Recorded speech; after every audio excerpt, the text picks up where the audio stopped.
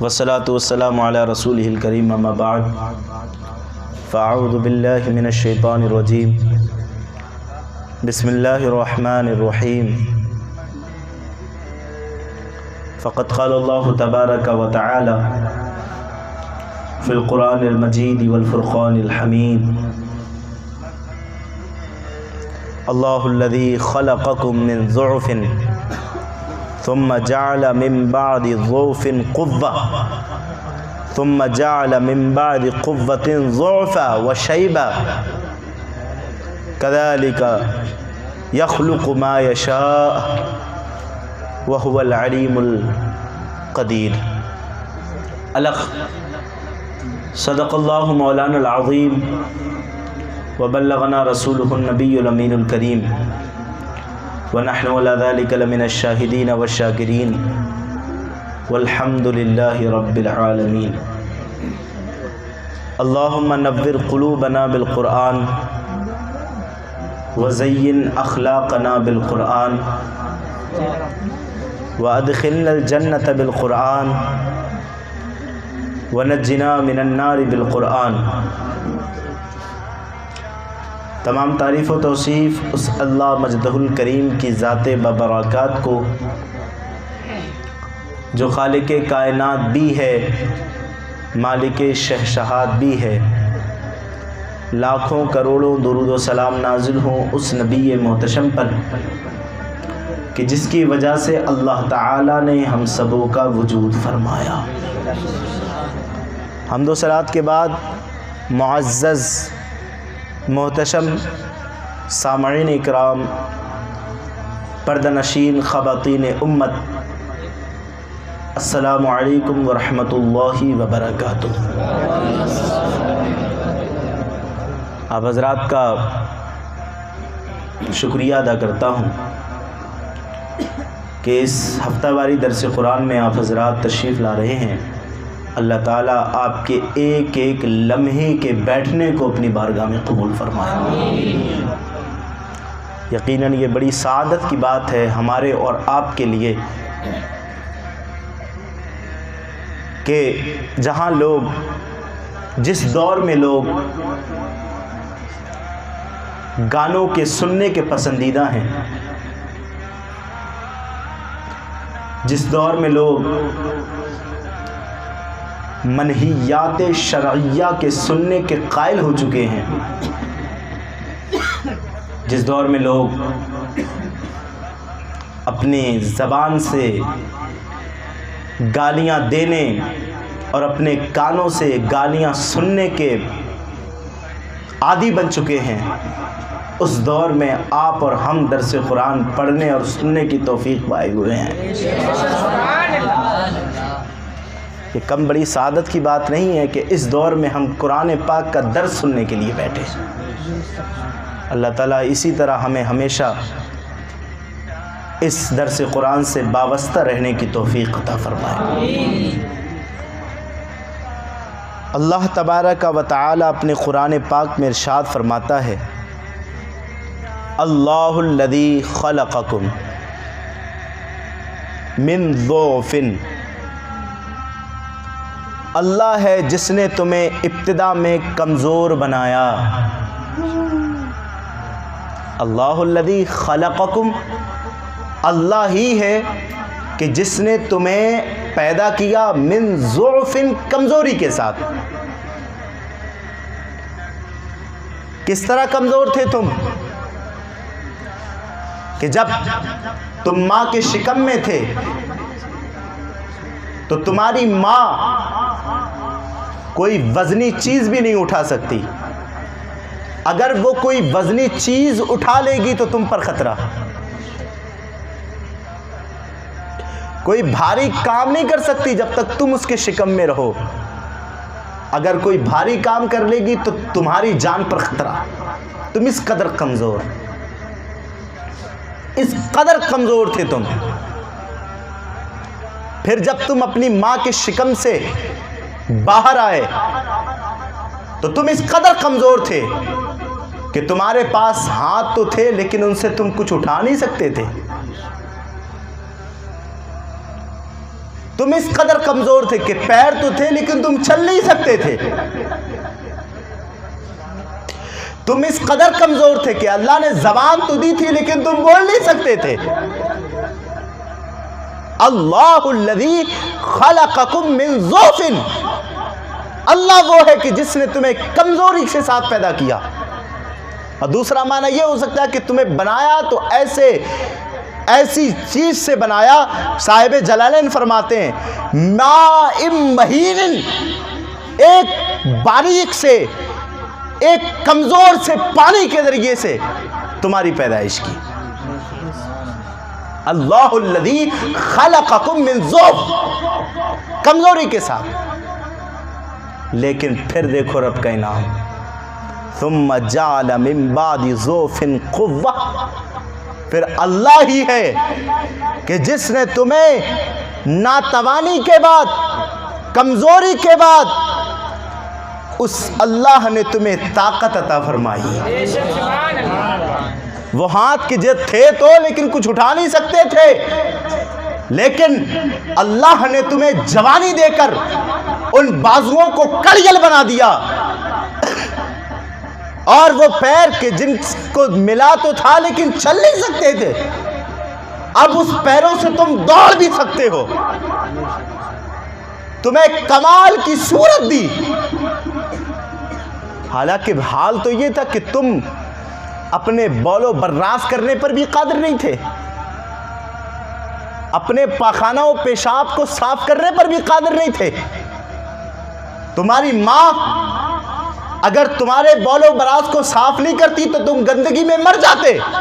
تم اس قدر کمزور تھے، لیکن اللہ نے پھر تمہیں حسن دیا، بازوؤں میں قوت دی، تمہیں پیروں میں یہ طاقت عطا فرمائی کہ وہ چل سکیں، تمہارے ذہن میں توانائی عطا فرمائی، تم نے یہ طاقت حاصل کی کہ تم گھوڑوں کو بٹھا لیتے ہو، ہاتھیوں کو قبضے میں کر لیتے ہو، شیروں پر قابو پا لیتے ہو، اور نہ جانے کتنی بڑی بڑی چیزوں پر تم قادر ہو جاتے ہو.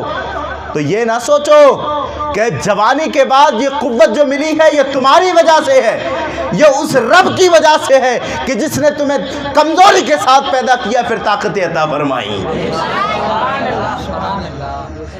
اللہ الذی خلقکم من ضعف، اللہ وہ ہے کہ جس نے تمہیں ابتدا میں کمزور بنایا، پھر تمہیں ناتوانائی سے طاقت بخشی، یعنی جوانی دی.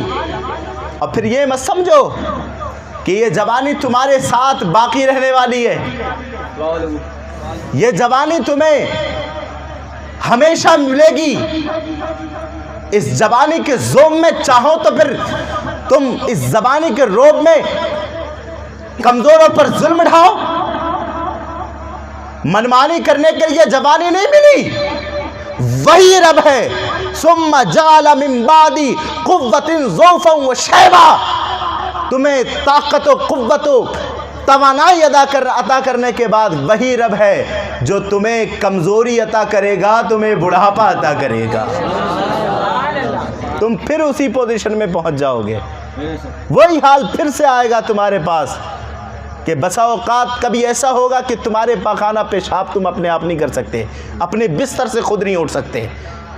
وہی تمہارا ذہن پہنچ جائے گا، وہی بچوں جیسی باتیں کرنے لگو گے. تو یہ جو بیچ میں توانائی دی گئی، اس توانائی میں رب کا شکر ادا کرو، اس توانائی میں رب کا احسان مانو، اس کی عبادتیں کرو، تاکہ یہ عبادت کرنا تمہیں قیامت میں تمہاری بخشش کا سامان بن جائے.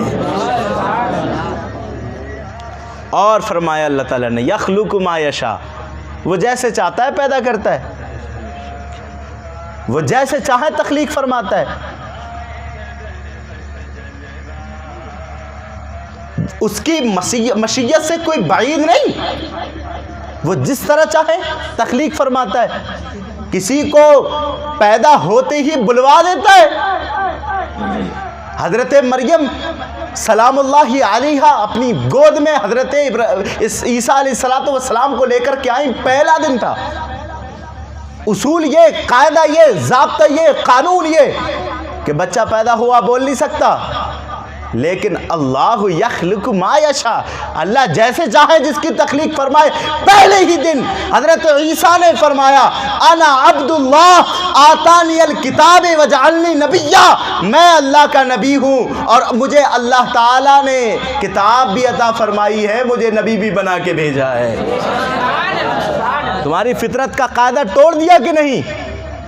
قاعدہ تو یہ تھا کہ بچہ جب پیدا ہوگا تو وہ بول نہیں سکتا، لیکن اللہ یخلق ما یشاء، اللہ جیسے چاہے جس کو پیدا کرتا ہے، کسی کو جوانی میں یا پھر کچھ عرصے کے بعد گویائی عطا کرتا ہے اور کسی کو پیدائش کے فوراً ہی بعد گویائی عطا کر دیتا ہے۔ یخلق ما یشاء، وہ جس طرح چاہے تخلیق فرماتا ہے۔ وہو العلیم القدیر، اور وہی علم و قدرت والا ہے۔ آگے فرمایا قیامت کی یاد دلائی، اللہ فرمایا وَيَوْمَ تَقُومُ السَّاعَةُ، اور جس دن قیامت قائم ہوگی، يُقْسِمُ الْمُجْرِمُونَ، تو جتنے گناہگار ہوں گے، جتنے عاصی ہوں گے، جتنے کفر کرنے والے ہوں گے، جتنے مشرک ہوں گے، وہ سب قسمیں کھائیں گے۔ کیا کھائیں گے؟ قسمیں کھائیں گے۔ کس بات کی قسم؟ کہ ما لبسو غیر ساعہ، کہ ہم نہ رہے قبر میں یا پھر دنیاوی زندگی میں مگر تھوڑی سی دیر۔ ہم دنیا کی زندگی میں رہے تب بھی تھوڑی سی دیر رہے، اور قبر میں رہے ہم تب بھی تھوڑی سی دیر رہے، لیکن یہ تو بہت ہی بڑا دن ہے۔ ہم تو ساتھ بھر کے لیے وہاں رہے، تو رب تو ہم سے حساب کیوں لیتا ہے؟ ہم تو تھوڑی سی دیر رہے وہاں۔ اس دنیاوی زندگی کو وہ تھوڑی سی زندگی کہیں گے، اس قبر کی طویل زندگی کو تھوڑی سی زندگی کہیں گے۔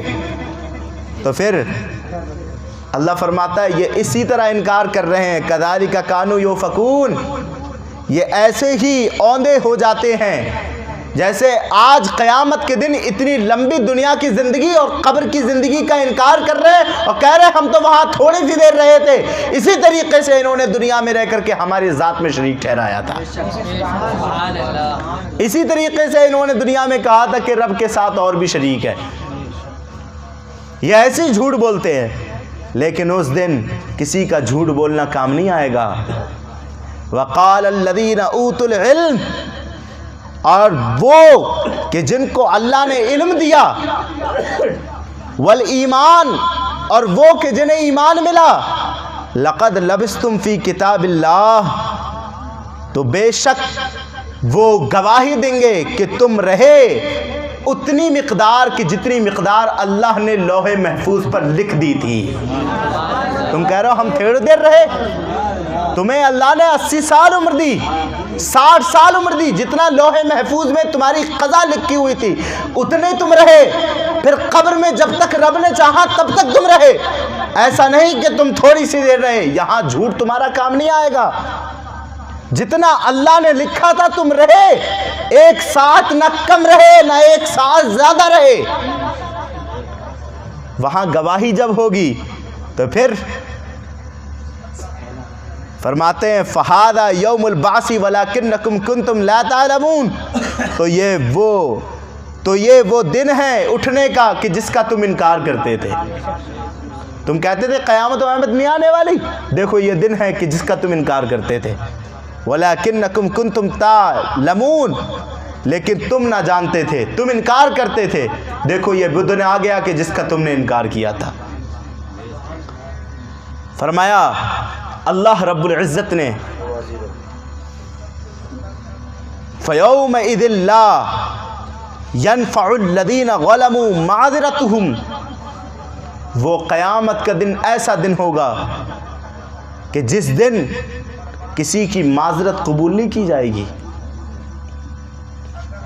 آج لے ان کی پناہ، آج مدد مانگ ان سے، کل نہ مانیں گے قیامت میں اگر مان گیا۔ اس دن نہ مصطفیٰ مانیں گے نہ مصطفیٰ کا رب مانے گا۔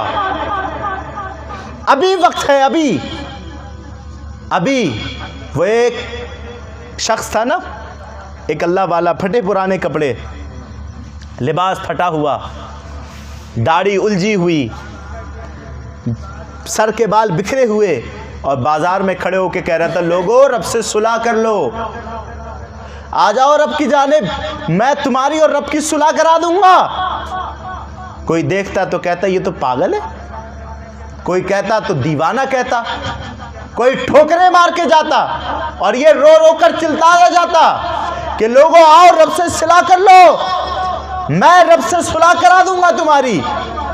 لوگوں نے دھتکارے دیے، لوگوں نے ٹھوکریں ماری، لوگوں نے دیوانہ کہا، لوگوں نے پاگل کہا۔ وہی شخص دوسرے دن قبرستان جا کے بیٹھ کے رو رہا تھا، زار و قطار رو رہا تھا۔ ایک شخص پہنچے، دیکھے اور کہا اے صاحب، اے اللہ کے ولی، اے میاں صاحب، یہ بتاؤ کہ کل تم بازار میں بیٹھ کے لوگوں سے اللہ کی صلح کی دعوت دے رہے تھے اور آج قبرستان میں بیٹھ کر کے رو رہے ہو، وجہ کیا ہے؟ تو کہا کل میں نے رب سے بات کی تھی۔ توجہ چاہوں ایک ایک جملے پر۔ کل میں نے رب سے بات کی تھی اور میں نے عرض کیا تھا مالک یہ تیرے ہی تو بندے ہیں، یہ گناہگار ہیں، ہاں انہوں نے جرم کر دیا، ہاں انہوں نے اپنی جانوں پر ظلم کر لیا، لیکن مالک ہیں تو تیرے ہی بندے، انہیں معاف فرما دے۔ میرے رب نے ارشاد فرمایا جا ان کو میری بارگاہ میں لے آ، ایک آنسو سے سارے گناہ معاف فرما دوں گا۔ میں نے رب سے بات کی، رب راضی ہو گیا۔ میں نے لوگوں کو بلانا چاہا کہ آ جاؤ رب راضی ہے، تمہارے ایک آنسوؤں سے تمہارے گناہ معاف فرما دیں گے، معاف فرما دے گا رب، لیکن کوئی مجھے ٹھوکریں مارتا، کوئی مجھے پاگل کہتا، کوئی مجھے دیوانہ کہتا، میری بات کسی نے نہیں سنی۔ تو پھر میاں صاحب آج یہاں کیوں؟ کہا آج میں نے یہ چاہا کہ یہ لوگ تو نہ مانے، انہوں نے تو رب سے صلح نہیں کی، چلو ان قبر والوں کی اور رب کی صلح کرا دوں۔ تو میں یہاں آیا، میں نے ان لوگوں سے بات کی، رب سے صلح چاہتے ہو؟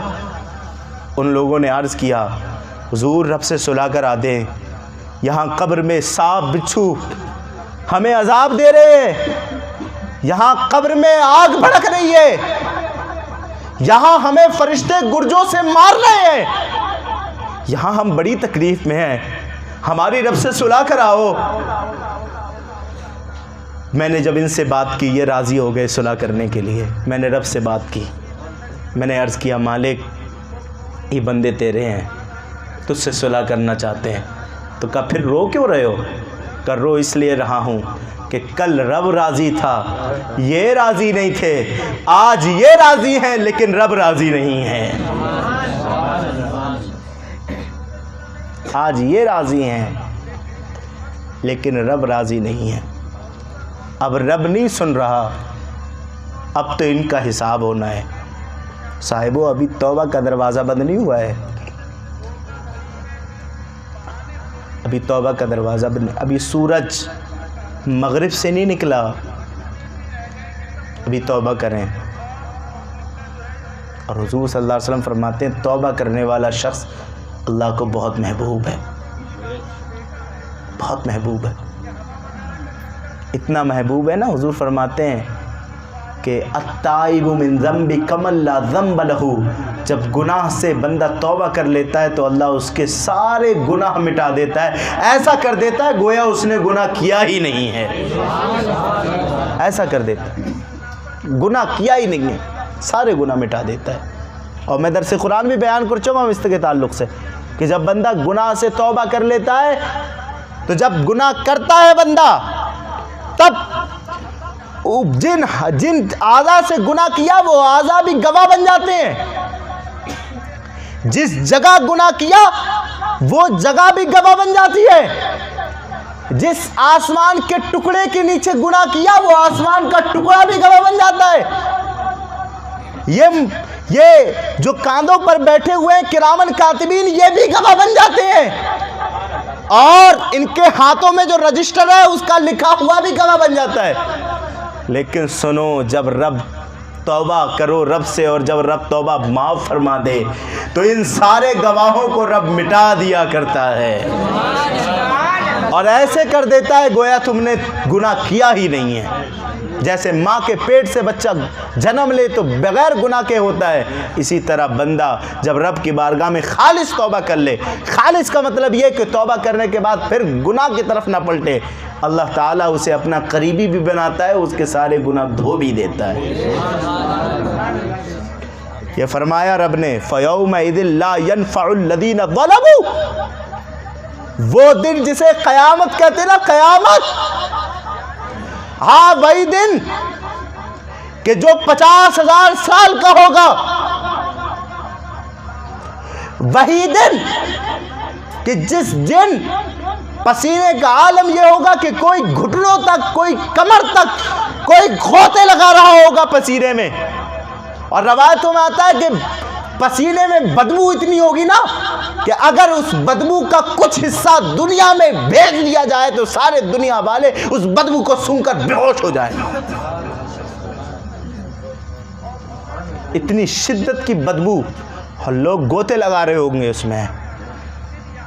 وہی قیامت کا دن کہ جس دن اپنے شفقت کرنے والے باپ سے کہو گے نا ایک ایک نیکی دو، تو کہیں گے نہیں بے نیکی نہیں دے سکتا میں، ایک گناہ لے لو، وہ ایک گناہ بھی نہیں لے گا۔ جہاں نفسی نفسی کا عالم ہوگا، بحشت اور ہوش اس طرح اڑے ہوں گے کہ لوگ برہنہ ہوں گے، انہیں پتہ نہیں ہوگا کہ ہم برہنہ ہیں۔ اس قیامت کے دن رب کا فرمان سنو، لا ينفع الذین ظلموا معذرتہم، ان کی معذرت قبول نہیں کی جائے گی۔ جنہوں نے ظلم کیا وہ کتنا بھی گڑ گڑائے، کتنا بھی گڑ گڑائے، کتنا بھی روئے، ماتے گھس دے، آنسو گراتے گراتے خون نکالنے لگے، لیکن ان کی توبہ، ان کی معذرت کچھ بھی قبول نہیں کی جائے گی۔ وہ دن تو حساب کا دن ہے، اس دن تو حساب ہوگا، اس دن تو تمہاری پوری اعمال کی اسکرین چلتی ہوگی اور سب دیکھتے ہوں گے۔ صاحبو اتنا سخت دن ہوگا نا، لوگ اپنے پیروں کو پکڑیں گے اور کہیں گے اے جھوٹے پیر، تو نے مجھے کہا کہ میں یہ کروں، میں نے کیا، میں نے تیری جیبیں نذرانوں سے بھری، لیکن تو یہ کرتا تھا، کیونکہ سب دکھایا جائے گا۔ باپ اپنے بیٹے کا گریبان پکڑیں گے، بیٹا میں نے تو تجھے صالح سمجھا، میں نے تو تجھے نیک سمجھا، میں نے تو تیری عزت کی، لیکن تو یہ کرتا تھا۔ ہر کسی کا گناہ ہر کوئی دیکھے گا، اللہ کی بارگاہ میں توبہ، اللہ ہمارے گناہ معاف کرے، اللہ ہماری خطائیں معاف کرے۔ بڑا خوف ہوتا ہے، بڑا خوف کہ جب بندہ عاصی کو رب کی بارگاہ میں پیش کیا جائے گا تو پھر کس طرح حساب دیا جائے گا۔ فَيَوْمَئِذٍ لَا يَنْفَعُ الَّذِينَ ظَلَمُوا، اس دن کوئی توبہ قبول نہیں ہوگی، وَلَا هُمْ يُسْتَعْتَبُونَ، اور نہ اس دن تمہارا رب تم سے راضی ہوگا۔ اس دن راضی اسی سے ہوگا کہ جس نے دنیا میں یا تو گناہ کرنے کے بعد توبہ کر لی ہوگی یا گناہ ہی نہیں کیے ہوں گے۔ صاحبو اچھے عمل شروع کرو، یہ تو گمانی مت کرو کہ ہمارے جانے کے بعد ہمارے بچے ہماری ایصال ثواب کریں گے، اس ذوم میں مت رہنا بھیا کہ ارے ہمارے تو بہت سارے دوست ہیں، یہ ایک ایک قرآن پڑھ کے بخش دیں گے تو کام بن جائے گا ہمارا۔ یہ ذوم میں مت رہنا، جو کرنا ہے قبر و حشر کے لیے خود کرو۔ کل میں نے اس بات کی بڑی نصیحت حاصل کی، کیسے؟ ایک ذات کہ جس ذات نے 15-16 سال اس گاؤں کی خدمت کی، 15-16 سال سے زائد جس نے مصلی کی امامت کی، ایسی کوئی میلاد نہیں کہ جس میں وہ حاضر نہ ہوا ہو، ایسی کوئی قرآن خوانی نہیں تھی کہ جس میں وہ پہنچا نہ ہو۔ میری مراد حضرت مولانا عتیق صاحب مرحوم مغفور، لیکن ان کی برسی کل ہوئی تھی اور ان کے اس برسی میں کوئی سماعت کرنے والا موجود نہیں تھا۔ بعض لوگوں کے بچے بیٹھے ہوئے تھے، بچے تو یار جس نے 16-17 سال خدمتیں کی ہو، سب کو اپنے دل سے لگا کے رکھا ہو، لوگ 5-6 سال میں انہیں بھول گئے، تو پھر تم کون سی کھیت کی مغلی ہو؟ تمہارے محلے میں بھی تو کوئی ایسا ہوگا جو تمہیں نہیں جانتا ہوگا۔ ہم کون ہیں بھائی؟ کسی سے امید مت رکھو۔ ہم نے دیکھا ہے کہ باپ کے جنازے کو دفنانے کے بعد بیٹوں کی منہ پر مسکراہٹیں دیکھی ہیں ہم نے۔ کیا سوچتے ہو کہ تمہارا بچہ تمہارے لیے اصالِ ثواب کرے گا؟ وہ بچہ اصالِ ثواب کرے گا جو پکڑا پھرتا ہے حافظ جی کو کہ اب جاؤ حافظ جی ہمارے پاس تو ٹائم نہیں ہے، تم پڑھو جا کے ہمارے ابا کی قبر پہ۔ کیا امید ہے تمہیں؟ وہ بھائی تمہارے لیے اصالِ ثواب کرے گا جو تمہارے مرنے کے بعد بٹوارے کے پیچھے پڑے گا؟ کسی سے امید نہیں رکھو، خود عمل خیر کرو۔ یہ اعمال خیر ہی تمہیں قبر میں بھی کام آئیں گے، حشر میں بھی کام آئیں گے۔ اور یہ آیت ذہن رکھو، ابھی وقت ہے۔ رب کی رحمت ہر رات جب گزرنے کو جاتی ہے، رب تعالی آسمان دنیا پر نزول اجلال فرماتا ہے اور ارشاد فرماتا ہے، بندو کون ہے تم میں سے جو اپنے گناہوں کی مغفرت چاہتا ہے؟ آؤ اور دعا کرو، میں تمہارے گناہوں کی مغفرت فرماؤں گا۔ لیکن اس وقت ہم سو رہے ہوتے ہیں۔ حضور صلی اللہ علیہ وسلم سے پوچھا گیا، حضور کون سا وقت بہتر ہے؟ یہ مشکات شریف رکھی ہوئی ہے، اس مشکات شریف کے اندر یہ حدیث پاک موجود ہے۔ حضور صلی اللہ علیہ وسلم نے فرمایا، رات کا آخری حصہ جو ہوتا ہے وہ سب سے زیادہ بہتر حصہ ہوا کرتا ہے۔ تو صاحبو فَيَوْمَئِذٍ لَا يَنْفَعُ الَّذِينَ ظَلَمُوا وَلَا هُمْ يَسْتَعْتَبُونَ، تو اس دن ظالموں کو نفع نہ دے گی ان کی معذرت اور نہ ان سے کوئی راضی ہوگا۔ اس کے تعلق سے صاحب صراط الجنان ارشاد فرماتے ہیں، بہت اچھی نصیحت ہے، اس کو آپ بغور سماعت کریں۔ صاحب صراط الجنان اس کے تعلق سے فرماتے ہیں کہ اس آیت میں ان گناہ گار مسلمانوں کے لیے بھی نصیحت ہے جو اپنی زندگی کے قیمتی لمحات گناہوں میں صرف کر رہے ہیں۔ ان سے توبہ کی طرف ان کا دل مائل نہیں ہو رہا۔ انہیں اس بات پر غور کرنا چاہیے کہ اگر توبہ کیے بغیر مر گئے تو آخرت میں گناہوں پر پکڑ بھی ہو سکتی ہے، اور توبہ کا وقت دنیا کی زندگی ہے، آخرت میں توبہ کرنا کچھ کام نہ دے گا۔ لہٰذا انہیں چاہیے کہ اپنی زندگی کو غنیمت جان کر موت سے پہلے اپنے اعمال کا محاسبہ کر لیں اور اللہ تعالیٰ کی بارگاہ میں گناہوں سے سچی توبہ کر کے نیک اعمال میں مصروف ہو جائیں، کیونکہ اکثر حدیثوں میں اس بات کی طرف رجوع دلایا گیا ہے۔ حضرت جابر بن عبداللہ رضی اللہ عنہ سے روایت ہے، حضور صلی اللہ علیہ وسلم نے ارشاد فرمایا، اے لوگو مرنے سے پہلے اللہ کی بارگاہ میں توبہ کر لو اور مشغولیت سے پہلے نیک اعمال میں جلدی کر لو۔ اسی طریقے سے حضرت عبداللہ بن عباس سے روایت ہے، حضور اقدس صلی اللہ علیہ وسلم نے ایک شخص سے نصیحت کرتے ہوئے ارشاد فرمایا کہ 5 چیزوں سے پہلے غنیمت جانو۔ بڑھاپے کو جوانی سے پہلے، بڑھاپے سے جوانی کو غنیمت جانو، بیماری سے تندرستی کو غنیمت جانو، فقیری سے پہلے مالداری کو غنیمت جانو، مشغولیت سے پہلے فرصت کو غنیمت جانو، اور اپنی موت سے پہلے زندگی کو غنیمت جانو۔ اسی طریقے سے حضرت شداد بن اوس سے روایت ہے، حضور پر نور صلی اللہ علیہ وسلم نے ارشاد فرمایا، عقل مند شخص وہ ہے جو اپنا محاسبہ کرے اور موت کے بعد کے لیے اعمال کرے، جبکہ عاجز وہ ہے جو اپنے کو خواہشات کے پیچھے لگا دے اور اللہ تعالیٰ سے جنت کی امید رکھے۔ کام دوزخ کے کیے جنت کے ہیں امیدوار، قصر جنت تو بنی ہے پارسا کے واسطے۔ حضرت عمر فاروق اعظم رضی اللہ تعالیٰ عنہ فرماتے ہیں کہ اپنے نفسوں کا محاسبہ کرو اس سے پہلے کہ تمہارا محاسبہ کیا جائے، اور بڑی بیشی کے لیے تیار ہو جاؤ۔ قیامت کے دن اس آدمی کا حساب آسان ہوگا جس نے دنیا میں اپنا حساب کر لیا ہوگا۔ حضرت میمون بن مہران فرماتے ہیں کہ بندہ اس وقت تک پرہیزگار شمار نہیں ہوتا جب تک اپنے نفس کا محاسبہ نہ کرے، جیسے اپنے شریک کا محاسبہ کرتا ہے کہ اس نے کھایا تو کہاں سے کھایا، پہنا تو کہاں سے پہنا۔